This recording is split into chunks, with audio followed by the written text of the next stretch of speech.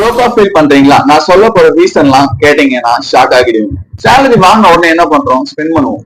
வீக்கெண்ட்ல வெளியே சுத்துறது, ஸ்விக்கில ஆர்டர் பண்றது, ஷாப்பிங், மூவிஸ், அது இதுன்னு சொல்லிட்டு பாத்தீங்கன்னா ஸ்பெண்ட் பண்ணிடுவோம். அதுக்கப்புறம் தான் வந்து பாத்தீங்கன்னா சேவிங்ஸ் பத்தி யோசிப்போம். பட் சேவ் பண்றதுக்கு அங்க ஒண்ணுமே இருக்காது. பிகாஸ் எல்லாத்தையுமே நீங்க உங்களுடைய செலவு பண்ணிருப்பீங்க. இதை அப்படியே ரிவர்ஸ் பண்ணி பாருங்க. கைக்கு காசு வந்த உடனே ஒரு சின்ன பர்டிகுலர் அமௌண்ட் எந்த இல்லைன்னு சொல்லிட்டு ஓரமா எடுத்து வச்சிருங்க. எடுத்து வச்சு ஃபார் எக்ஸாம்பிள் மந்த்லி நீங்க 1000 rupees அந்த மாதிரி உங்க சேலரில நீங்க சேவ் பண்ணா கூட இயர்லி வந்து பாத்தீங்கன்னா 12,000 வந்து பாத்தீங்கன்னா உங்களுக்கு சேவ் ஆகும்.